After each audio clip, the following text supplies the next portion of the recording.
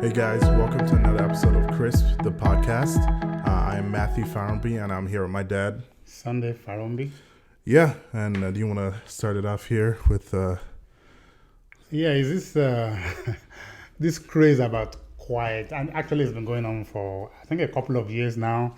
I think I first heard about it last year, I think. Yeah, I think it Earlier, was in the mid middle last of. year. I Or think maybe late 2021. yeah, I think in the middle of COVID in 2021, that was when we started hearing about quiet quitting.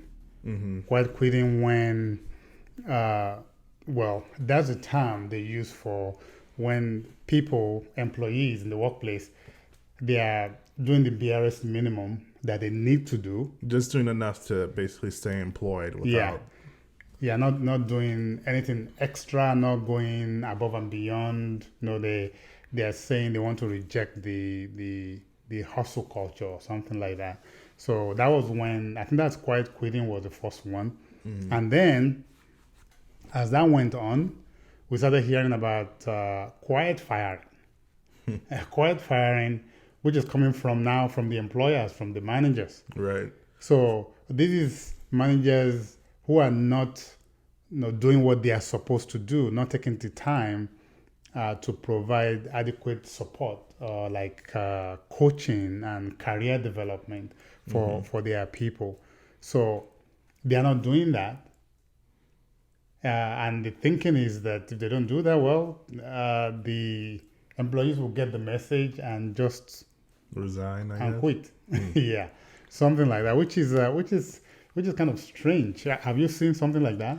I've heard mainly of the quiet quitting side. The quiet firing is more recent that I've heard of that. But yeah, I mean, I've always heard of even before the term quiet quitting was kind of coined within the last couple of years. I heard of those people who just do enough just to get by, not to stay employed and not stay out of the way, and then just get enough to get their paycheck, and that's actually that's not like you said. It's none of this is new. Actually, Right, yeah. none of it is new. But we're coming up maybe with the advent of social media now over the last decade or so. We're able to share all these things very very quickly, and people are coming up with terms for them. So we're hearing quiet quitting, quiet firing. Then I had another one the other day called quiet hiring. Quiet hiring. This is also now tilting more to the employee side. And this is also not new. Maybe the term is new. This is when people this is the opposite of quiet quitting. So this is actually people taking on more responsibilities. The employee is saying, I want more. I want something that's a little bit different from what I'm doing right now. So they are taking on more responsibility. They are kind of diversifying their roles so that they can develop skills. And their goal is to be able to develop professional skills so that they can grow their careers. And I think this also is not new. It's been around for a while. And I'm even hearing that quiet hiring, and I don't know if this is true, I heard from somewhere on LinkedIn that quiet hiring is being predicted to be the biggest workplace trend this year, which is kind of funny. Yeah, I don't know if I've heard of that term, quiet hiring, but I don't know if I like that term because it makes it seem synonymous with the quiet quitting and then quiet firing. So yeah, it's interesting, but like we said earlier, none of this is actually new. But one of the quiet that I just heard that is new, quick quitting. This is when employees quit within a few weeks or to a couple of months of being hired. So they get a new job, and within a couple of months they just leave because they don't like the job. Actually, I think this one is dangerous. Kind of. This one is not. I don't think it's actually completely new, but I think it's dangerous because, from my experience and maybe experience of a few people also, if you are coming from a job that you really love, if you love a job, you like it, but maybe an opportunity presents itself, you realize, okay, this is a bigger opportunity, and you go there. More often than not, you may not be happy the first couple of months in that new job, because the tendency is to be comparing that new place to the great place you are coming from, or that the place that you liked. So if you look at it that way and you come in and within a few weeks or a couple of months, you are thinking, I don't know if I like it here, and you quit, you may not actually give that new job an opportunity, because anything new, as human beings, anything new, maybe the job may not be new, maybe you have already experienced in that job situation, but the culture of the workplace is new, the organization is new, you are dealing with new people. So all of those are changes, and human beings generally, we don't like change. We like to resist change. So this quick quitting thing is the one that it kind of concerns me, because somebody may actually leave a very good career behind before they are able to actually settle down into it. Yeah, I definitely agree in the sense of giving it time to settle in that role before you decide that maybe I don't like this. Yeah. I think it usually takes more than a couple months before you can make that decision for the most part. But in the sense of culture, I think sometimes pretty quickly, if it's a toxic workplace, you can realize that pretty quickly. Yes. So that is true. If you get in and maybe the role isn't exactly what you felt like it should have been, or you realize that culture is not something you want to be a part of, then there's definitely different scenarios in which I think quitting might be the smarter move for yourself. Yeah, that is true. So. That is true, and why that's very, very possible. But even what I found out is that even in toxic workplaces, most of the time, you don't know it's toxic the first couple of months, because there is that how do we call it, the honeymoon phase. Because you come in, they treat you like you are the best thing that happened to them, kind of a thing. The all of that good feeling usually comes in the first couple of months. So that's what I'm thinking, that if that support is not there, and the place is not definitely for you, you are able to quickly realize that it's a toxic place. No, definitely, yes. You really want to quickly get out of there. But in most instances, in most cases, even toxic workplaces, they will dress it up nice for you, because you are new. Yeah. You are new, and they want to welcome you. But I heard about this company, Zappos. I think what they do, shoes, something about shoes. Yeah, I think they're a retail company, so I think it's shoes and another like clothing. Yeah, I actually hear that Zappos actually, as part of the onboarding, I don't know if this is true or not, but as you come in, they let you know that there's an incentive for you to quit within the first couple of months. They actually pay people. They say if you quit within the first couple of months, they give you $2,000 or something like that. Yeah, I heard that. And I understand that they are trying to do that in order to maintain a very happy and productive workplace. Making sure that the people who are there actually want to be there. They want to be there. They want to be there.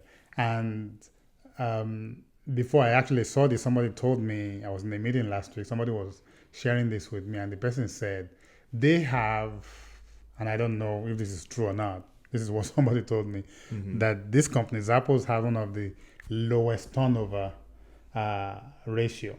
That means their employees don't leave. Because they said they tend to create a great workplace anyway, because of the kind of people. Yeah. So if somebody comes in and they realize this is not the place for me, they don't want them to stay long and be disgruntled. They want to give them the incentive and pay them to leave and find something else. Okay. So that's kind of interesting to know.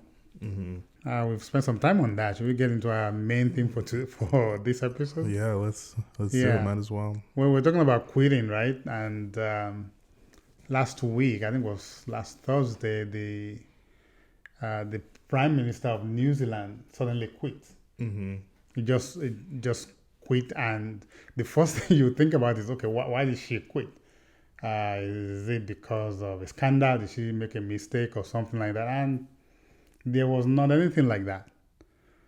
First of all, this person, the New Zealand Prime Minister, Jacinda Ardern, she's been in the office since October of 2017, so about 5+ years, about almost 5.5 years now.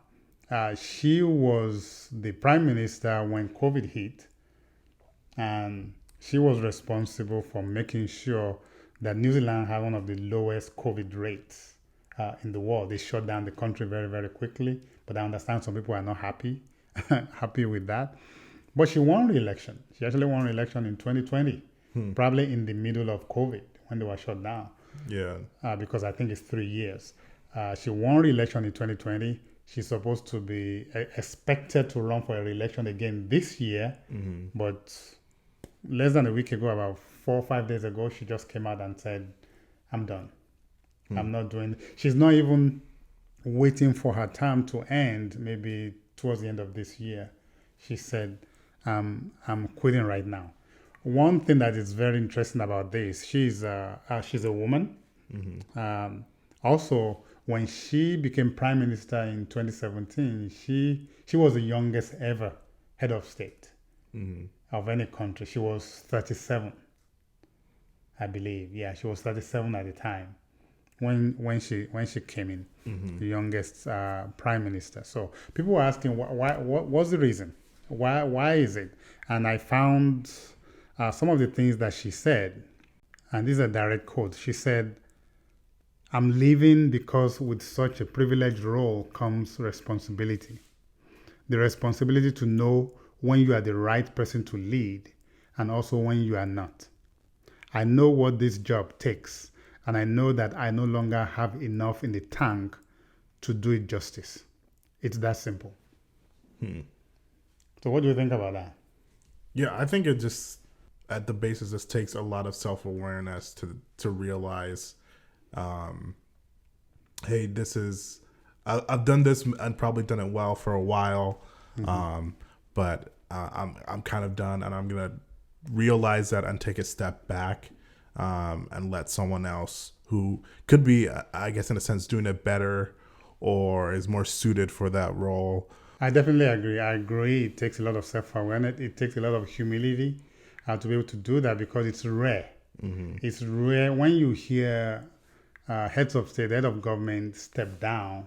Usually it's because of a scandal. Yeah, especially within politics. I think exactly. Even within like companies and stuff, it's big. But exactly. I think politics specifically is where people want to hold on to that role as long as possible, even if they're not suitable, or even if they're not doing the role well at all. So that's the thing. In politics, people tend to hold on to power, and we have a lot of examples in history about people holding on to power. Through the past few decades, we've heard of African dictators, for example, who throughout history they try to hold on to power. I'll give you an example. Robert Mugabe, the president of Zimbabwe. He was elected in 1980 as the prime minister just after the country's independence. Immediately he came in, he began to consolidate power because he knew he didn't want to let it go. And there were reports that he actually used a North Korean trained security force to be able to deal with any kind of dissident in the country. Since then, every election cycle, he continues to win. He will win, and a lot of people believe that he was only winning because there were always widespread corruption and fraud during the election. So he was rigging the election. More than 42 years. It's strange. Just like you said, in politics, people tend to hold on to power. They don't want to leave. If we bring it closer, what we're talking about Robert Mugabe, which is half a world away and started in 1980. How about recently? If we bring it closer to home here in the United States, we just had a president who refused to consider an election that he lost, and he will rather burn the country down rather than concede and leave quietly. One of the things that I'm actually thankful for is that it looks like the electoral system and the system of government in the United States, with the checks and balances, did not allow that to happen. Because I can tell you, if this was maybe, and this is not casting aspersion on African countries, I think if this was in an African country, he easily would have just stayed in power. Right. Yeah. He would have stayed in power. I saw one of those just before, a few years just before we came here, before we left Nigeria and came here. This was 1993. And we had an election, and the military dictator who was president then annulled the election. Wow. And the thinking, what we thought was, he felt the guy he wanted to win the election did not win. Somebody else was winning. But it's much more likely that he actually never intended to leave. Didn't matter who won. So he stayed. I think he was president for about 8 years. Eventually, he put one of his right-hand man there. He stepped aside and put one of the right-hand man there. But there was what a lot of people believe was divine intervention. That person just dropped dead one day. Wow.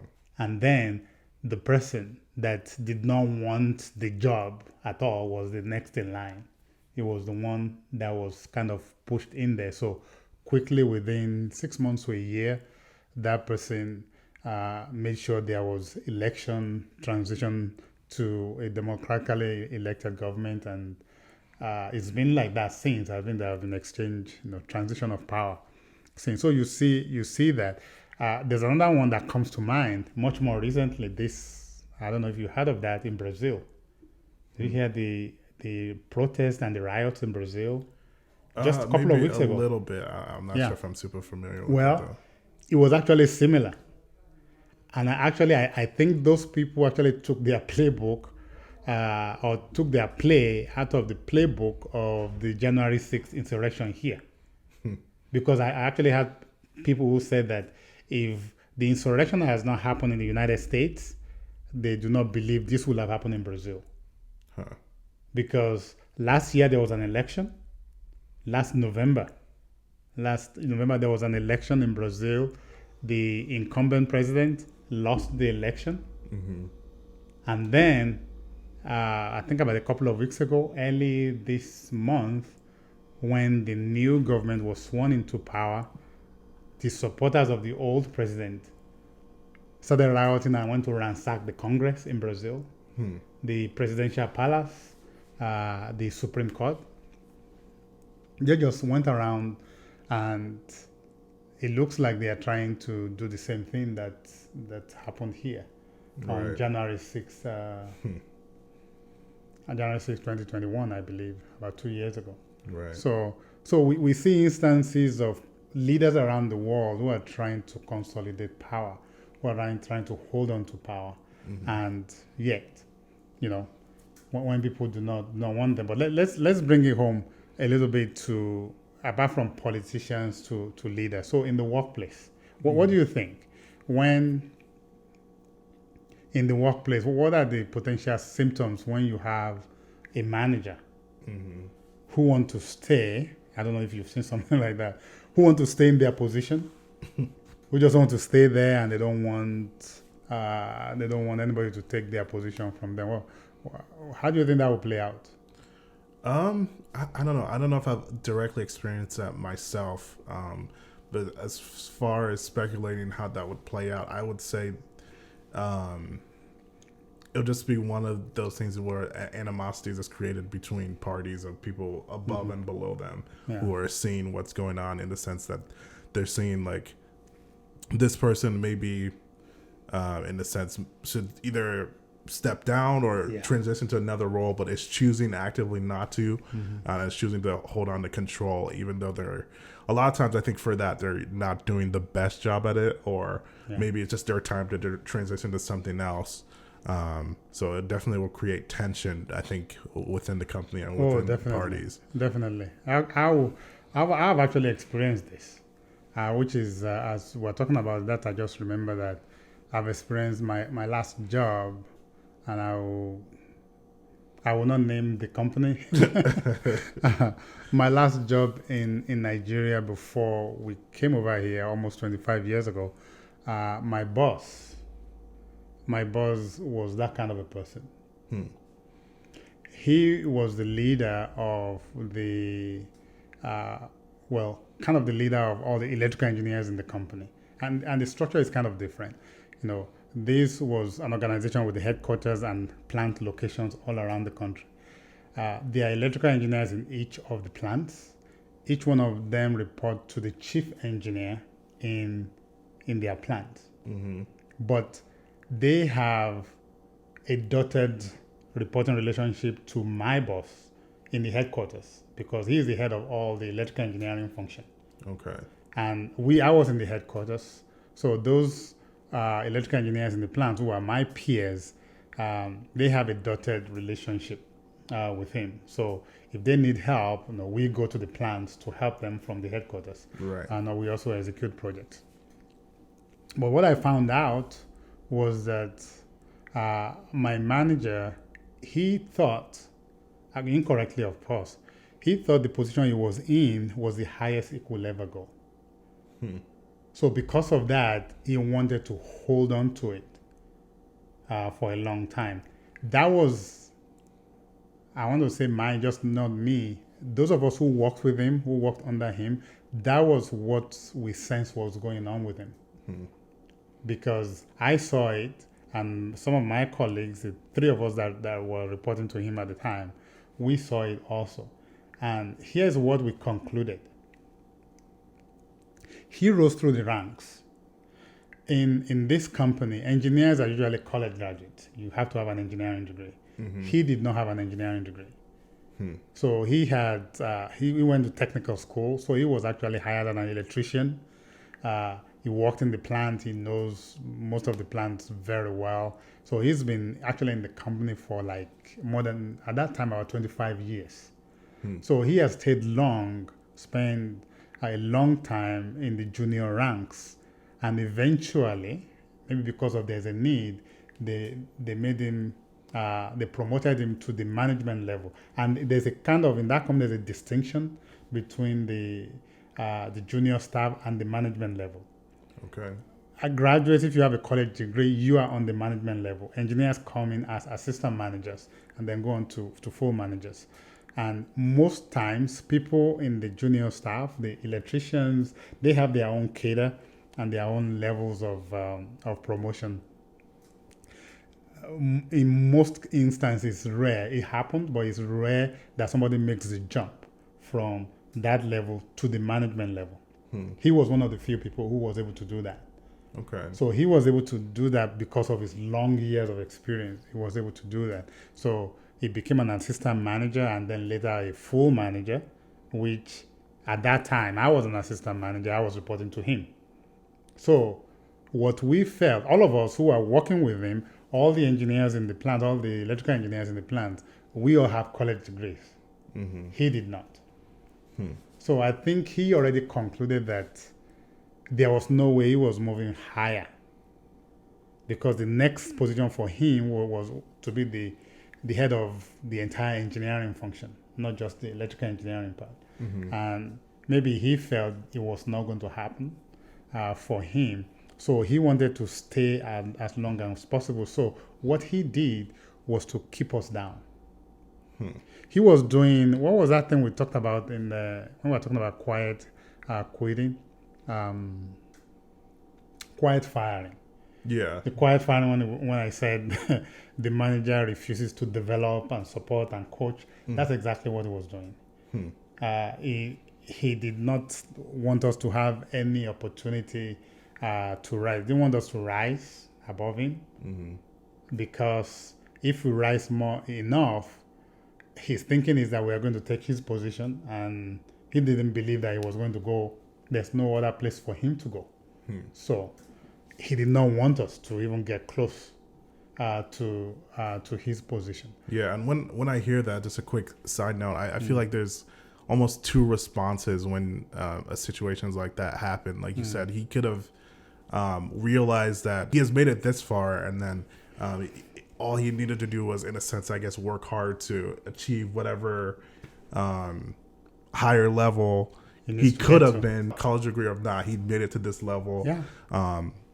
Or I think how he responded was where insecurity kicks in. It's like, well, this is the ceiling for me, so I'm going to make sure everyone else doesn't get to my level. Exactly. And that was what he tried to do. Here's the funny thing, because after we came here, the company I was working for here actually has sent me back there to do work for them a few times. He eventually got to that higher level.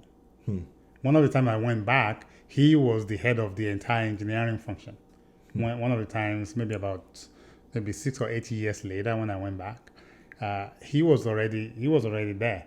And that position he was in when he was my manager, he was there for like 10 years or more, which is unusually long. Yeah. Maybe that was so why. In a sense, he probably maybe just limited himself from moving up. Exactly. And that's one of the things that, either managers in organization can do either consciously or unconsciously. I don't know, because we never asked my former boss if he was doing it intentionally or not. But at least those of us who were working with him, we saw that was what he was trying to do. I don't know whether he knew he was doing it consciously or it was an unconscious behavior for him to do. So those are the kind of things that when you look at consequences of that, it demotivates people. It demotivates the people under you. You lose your best people. I know a couple of people who left because of that. I probably definitely would have left if we did not leave. If I didn't leave that job and move over to the United States. But I know a couple of my colleagues who left, and also trust. Yeah. It erodes trust. I did not trust him. I did not trust him to the extent that, and this may be a story for another day, when we were coming here, when I left the company, I was coming here, I didn't tell him. This was my direct boss. The funny thing is that his boss, who was the head of engineering function at the time, knew. I told that person knew that I was actually leaving the company, but I did not tell my direct boss because I didn't trust him. So the thing is, for people in leadership, what we say has consequences for the people that we are leading, for our followers. And that's one of the reasons why I love the simplicity and the humility of Jacinda Ardern, I think it's probably now the former Prime Minister of New Zealand, because I think they already identified somebody else in his party to take over. So I think he said he will step down immediately they find somebody else who will take the job, and I think they already did that. So she's worried about doing a good job. She's worried about good governance, about leading well, instead of thinking of the next election, instead of trying to consolidate her position. And one of the things I've seen here, I'm not a politician, so I don't know much about what goes on in politics, but here in the United States, it seems our politicians, Congress people, the U.S. Senate, even governors and the state legislature, it looks like the moment they are elected in, almost immediately they begin to raise funds for their next election. Yeah. They are not. They're more concerned in a sense with staying in power, rather than doing the job. Actually, serving, doing. It's not about public service for them. It's about staying in power, and that's a problem. That's a problem. So I'm really hoping. That this lady from New Zealand, that is setting a new precedent that other world leaders could look up to and say, this is the way to go. As we wrap this up, I actually have a couple of quotes from some of the people let me see. There was this was from Helen Clark, a former Prime Minister of New Zealand. Here's what she said. She said the pressures on prime ministers are always great, but in this era of social media, clickbait, and 24/7 media cycles, Jacinda has faced a level of hatred and vitriol, which in my experience is unprecedented in our country. So she's saying that the job is tough to begin with, but now with social media and everything, there's so much attack. It makes it that much harder. It made it so much harder. And this a woman, she became prime minister at 37. I think she had her first child while she was prime minister. And she was raising a family. She was able to show that you can easily balance motherhood, family life with being a leader of a great country like New Zealand. So leaders around the globe, that's why I say I hope leaders around the globe are watching. A lot of them are actually, I think they were surprised by the speech she gave when she said, I don't have enough in the tank anymore for this job.